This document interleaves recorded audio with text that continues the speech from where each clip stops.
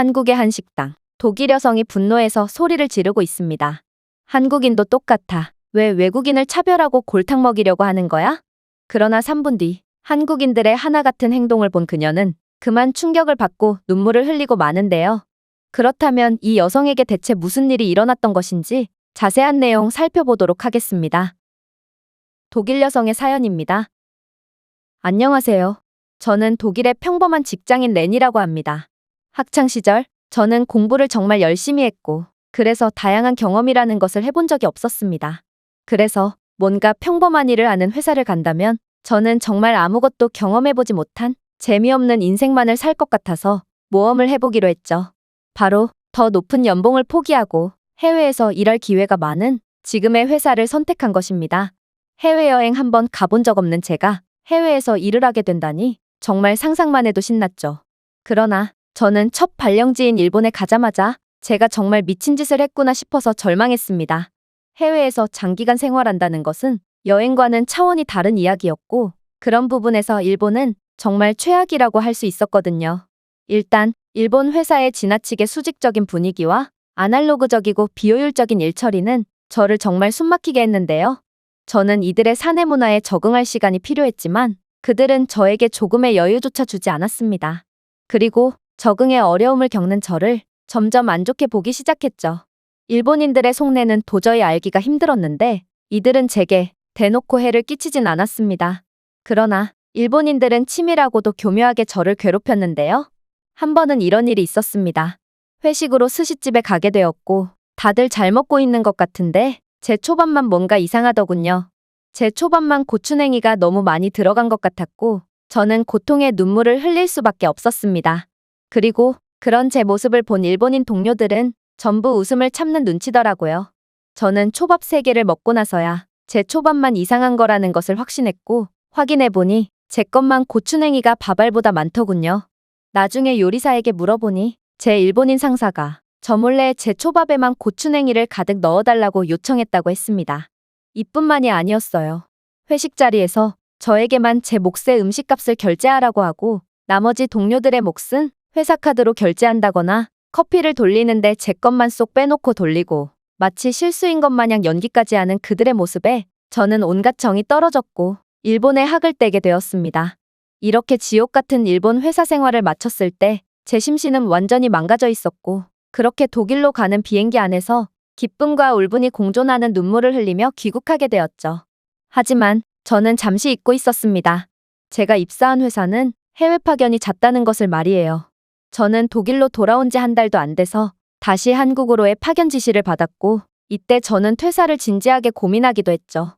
한국과 일본은 지리적으로도 가깝고 인종적으로도 유사하다고 들었기 때문에 두 나라는 서로 비슷한 문화를 가졌을 거라 생각했거든요.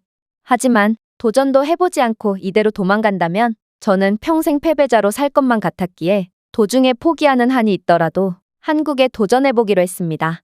그리고 한국인들에게 무시당하지 않기 위해 한 달 동안 정말 고등학생 때로 돌아간 것처럼 한국어를 엄청나게 열심히 공부하고 갔죠. 그렇게 저는 한국으로 가게 되었고 한국 회사의 첫날부터 저는 일본인들과 똑같은 한국인들의 모습에 엄청난 실망을 하게 되었습니다. 한국인들은 겉으로는 저를 반겨주며 신경 써주는 듯 보였으나 이들은 저를 회식 자리로 데려간 뒤 본색을 드러내기 시작했거든요. 솔직히 일본을 겪지 않았다면 저는 한국인들을 그저 따뜻하고 호의적인 사람들이라고 생각했을 겁니다.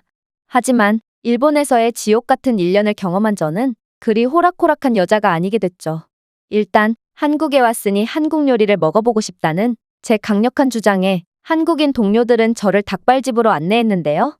솔직히 닭발 요리의 비주얼은 그리 좋지 못했지만 냄새는 환상적이더군요. 그러나 문제는 바람을 타고 날아오는 닭발 소스의 뜨겁고 매운 공기는 정말 치명적이었다는 것입니다. 이 묵직한 공기는 마치 너 따위가 감히 매운 닭발을 먹겠다고? 혀가 마비되고 싶으면 한번 먹어보던지 라며 경고하는 것 같았습니다. 저는 이 탁한 공기에 못 이겨 연신 기침을 해댔고 한국인 동료들에게 이 음식은 엄청나게 매워 보이는데 사람이 먹을 수 있는 음식이 맞는 거냐고 물어봤는데요. 그러자 동료들은 하나같이 하나도 안 맵다며 먹을만 하다고 말하더군요. 저는 그들의 진지한 표정을 믿었고 닭발을 한 입 베어 물어봤습니다. 그리고 닭발 소스가 제 혀에 닿음과 동시에 저는 마치 벌에 쏘인 것 같은 엄청난 통증을 느끼고 몸부림치고 말았죠. 곧이어 저는 혀의 감각이 없어졌고 차가운 물컵에 혀를 담그고 있어야만 했습니다. 충격적이게도 한국인들은 일본인들과 마찬가지로 저의 이런 우스꽝스러운 모습을 보고 엄청나게 웃어대며 하나도 안 매운데 왜 오버하냐고 말하더군요. 물론 평소 같았으면 저도 웃어넘겼겠지만 일본을 겪은 뒤로 저는 인간에 대한 불신과 의심이 하늘을 찌르고 있었기에 한국인들이 저를 골탕 먹이기 위해 일부러 안 매운 척을 한 뒤 저를 속였다고 생각하게 되었습니다. 그래서 저는 한국도 일본과 똑같구나 하는 생각이 들었던 것입니다. 어쨌든 닭발은 굉장히 매웠지만 엄청나게 매력적인 음식이었고 그래서 매운 닭발을 물에 담가서 먹기 시작했습니다. 그리고 이런 제 모습에 한국인들은 닭발이 마치 물에 익사한 것 같다며 비웃어대더군요. 이뿐만이 아니었습니다. 저는 한국인들이 저를 골탕 먹이려고 작정했다는 것을 확신한 순간이 있었는데 그건 바로 한국인들이 삼계탕이라는 음식을 추가적으로 주문했을 때였습니다. 한국인들은 저보고 한국 음식을 먹어보고 싶다고 말하지 않았냐며 제게 삼계탕을 권했는데요. 저는 삼계탕 먹는 법을 몰랐기에 그들에게 먼저 먹어보라고 권유했고 한국인들은 삼계탕 국물을 맛보더니 하나같이 시원하다고 말하더군요. 김이 모락모락 나는 딱 봐도 뜨거운 음식을 시원하다고 하다니 저는 당최 이해가 안 갔지만 어쨌든 저도 그들처럼 삼계탕 국물을 들이켜봤는데 시원하기는커녕 혀가 데일 정도로 엄청나게 뜨거울 뿐이었습니다. 분명 한국인들은 뜨거운 것과 시원한 것을 구분하지 못하는 사람들이 아닐 테고 매운 것과 먹을 만한 것을 구분하지 못하는 것도 아닐 것입니다. 그런데 왜 한국인들은 자꾸 거짓말을 하며 저를 바보 취급하는 것인지 저는 외국인들에게 거짓말을 일삼는 이들의 태도에 너무나도 기분이 안 좋아졌습니다. 그런데 갑자기 한국인들은 정말 상상치도 못한 행동을 하기 시작했고 저는 이들의 행동에 정말 경악을 금치 못하게 되었습니다. 바로 저를 조롱하고 있는 거라 생각했던 한국인들은 식당에서 나온 뒤 아까 닭발이 많이 매웠냐며 제게 위장약을 따로 챙겨줬을 뿐만 아니라 다음 날에 도움이 될 거라면서 자신의 사비를 들여서 숙취해소 음료까지 사줬거든요. 저는 이들의 도통 속을 알 수 없는 모습에 한국인들을 믿어야 할지 말아야 할지 혼란스러워졌습니다. 하지만 제가 한국인들과 한 달 동안 같이 일해본 결과 이들은 일본인들과는 전혀 다른 사람들이라는 것을 느끼게 되었는데요. 한국인들은 누군가에게 베푸는 걸 엄청나게 좋아하는지 이들은 사무실 사람들에게 자주 커피를 돌리곤 했고 덕분에 한국인들에게 커피를 엄청나게 얻어먹을 수 있었습니다. 그런데 여기서도 한국인들은 몹시 특이한 면모를 보여줬는데요. 저는 이가 안 좋아서 아이스 음료를 선호하지 않지만 한국인들은 100이면 100, 전부 아이스 커피만 마셨거든요. 그리고 이들은 얼음장같이 차가운 커피를 마시고도 매번 시원하다는 표현을 사용하더군요. 이쯤 되니 저는 제 한국어 실력이 부족한 건가 싶었지만 이건 아무리 봐도 한국인들이 이상한 거였습니다. 이뿐만이 아닙니다. 아날로그 투성이었던 일본과는 달리 한국 회사의 시스템은 몹시 효율적이고 체계적이었는데요. 한국인들 자체도 굉장히 책임감 있고 속도에 목숨을 거는 성격이었기 때문에 이들은 제가 겪은 사람들 중 가장 일을 잘하는 사람들이었습니다. 저는 한국인들의 완벽한 일처리 능력에 압도당했고 이들을 따라가기 위해 부단히 노력했습니다. 그러다 정신이 없었던 저는 엄청난 실수를 저지르고 말았는데 지금 당장 필요한 초안을 담당 부서 한국인 동료에게 진작 부탁하지 않았던 것입니다.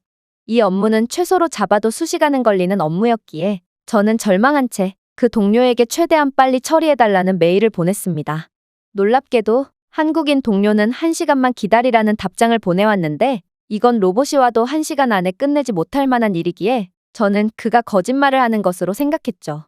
그리고 그는 거짓말을 한 게 맞았습니다. 1시간만 기다리라던 그는 30분 만에 모든 일을 완벽하게 끝내버렸거든요. 저는 그가 일 처리를 대충 했나 싶었지만 확인해보니 정말 로봇이 한 것 마냥 완벽하게 일 처리를 했더군요. 심지어 이건 고지식할 정도로 완벽을 추구하는 독일인들보다 훨씬 완성도 있는 결과물이었죠. 그리고 한국인 동료는 제가 곤란해 보여서 신경 좀 썼다는 메일까지 보내주며 독일인들과는 다른 사려 깊음까지 보여줬습니다.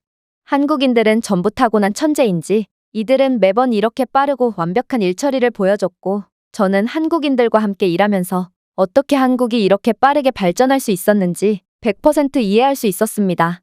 이 외에도 한국인들은 외국인인 제게 기꺼이 친구가 되어주었고 스스럼없이 대해줬습니다. 물론 한국인들은 여전히 헷갈리는 표현을 사용하며 저를 혼란에 빠뜨리곤 했지만 그들은 언제 어디서나 저를 먼저 생각해줬고 외국에서 홀로 떠나와서 한국의 모든 게 낯설고 서툰 제게 더 잘해주면 잘해줬지 절대로 차별하지 않았습니다. 저는 일본에서의 끔찍했던 경험 때문에 이렇게나 착한 사람들을 의심하는 크나큰 실수를 저질렀던 것이죠. 세상에서 가장 따뜻한 사람들을 말이에요. 아, 여전히 한국인들과 일본인들의 말은 도저히 믿지 못하는 것은 맞습니다. 한국인들은 긍정적인 의미에서, 일본인들은 부정적인 의미에서 말이죠. 이 외국인의 글은 여기까지입니다. 한국에서 독특한 경험을 했던 외국인의 사연이었습니다. 제가 준비해온 내용은 여기까지입니다. 끝까지 시청해주셔서 진심으로 감사드리며 여러분들의 구독과 좋아요, 알림 설정은 영상 제작에 큰 힘이 됩니다. 이상 세모튜브였습니다.